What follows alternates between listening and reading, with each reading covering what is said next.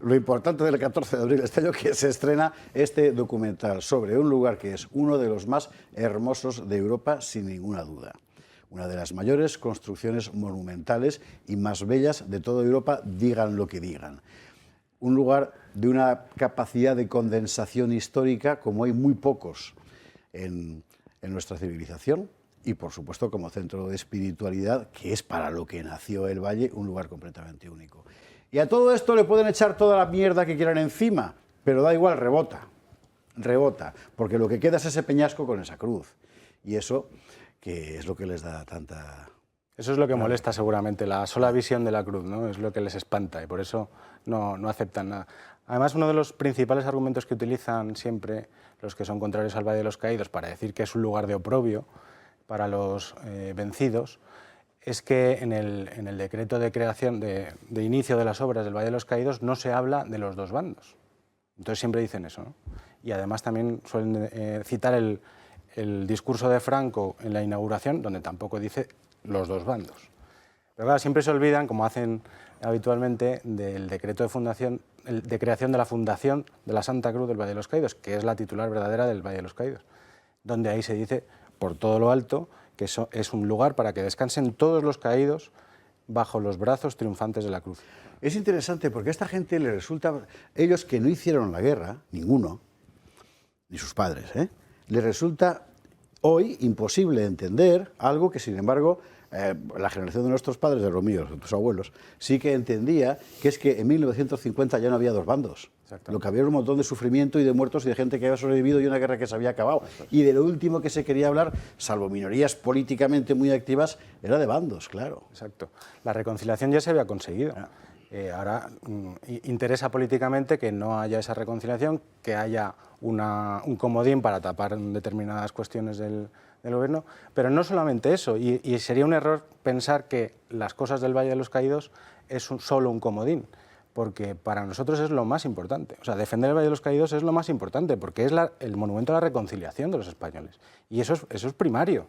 Si no tenemos un monumento que nos recuerda que los españoles hemos tenido una guerra que no hay que volver a repetir, porque ellos quieren que lo olvidemos, pues estamos en serios problemas.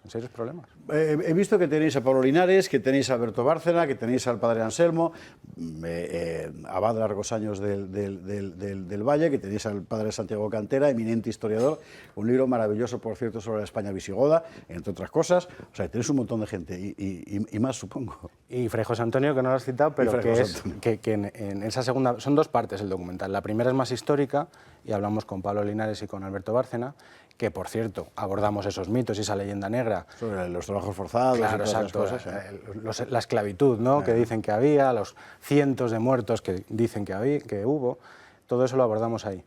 Pero la segunda parte es más espiritual. Nos han dicho, después de verlo en estos preestrenos, que les parece, se les asemeja al documental de Libres, que no sé si habéis visto, que es un documental sobre la vida monástica. Pues es un poco centrándonos en conocer quiénes son los monjes del Valle de los Caídos, ¿no? Porque muchas veces, bueno, los monjes los van a echar, ¿y qué hacen allí los monjes? Bueno, pues eso es lo que intentamos explicar, lo que es la regla de San Benito, qué viaje le tiene que dar en la cabeza a un chaval de 23 años para dejarlo todo y meterse en el corazón de la montaña. En fin, ¿qué es lo que hacen?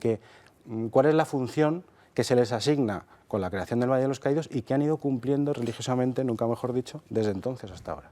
Hicimos un preestreno en cine porque nos quedamos cortos con las entradas que desaparecieron en 12 horas para el preestreno en el Valle de los Caídos, que era nuestra idea original. Entonces, el nuestro se va a distribuir en YouTube, nada más, a no ser que luego en el futuro pues haya más posibilidades, ¿no? Pero en principio no. Esto no se concibió como un mausoleo para Franco. Exactamente. De hecho, Franco no quería que lo entraran ahí, quería que lo entraran en el Pardo. Son el rey y Arias Navarro, si no recuerdo, quienes deciden al Valle va. Sí, esa es una de las preguntas que nos han hecho en estas entrevistas que nos han hecho últimamente, estas semanas, de un sacerdote argentino que se prodiga en redes y nos ha hecho una entrevista y nos decía, bueno, entonces, ¿cuál es el relato? Para que la gente de aquí de Argentina entienda, ¿cuál es el relato que le cuentan a los muchachos allá en España sobre lo que es el Valle de los Caídos y sobre lo que pasó en la guerra, etcétera? Entonces, bueno, pues eso es muy fácil de contestar porque nos lo sabemos todos de memoria. En España había una democracia plena y de repente vienen unos señores muy viejos y muy carcas que quisieron acabar con todo eso. Y entonces, en ese afán megalómano del dictador, quiso construirse un mausoleo para él. Y esto es lo que ha permeado, como decía Marcelo antes, en casi toda la gente, porque es machaconamente el mismo mensaje. ¿Y qué pasa? Que en el otro lado no ha habido nada, porque hay complejos, para que no nos llamen cosas. Entonces, ese es el relato que ha permeado. Ante eso, Terra Ignota se revela y dice, pues no señor, vamos a explicar lo que es el Valle de los Caídos. Si es que no hace falta más que contar la verdad para desmontar su relato. Nosotros podríamos haber puesto el decreto de creación de la Fundación de la Santa Cruz y ya está. Aquí lo pone, pues ya está.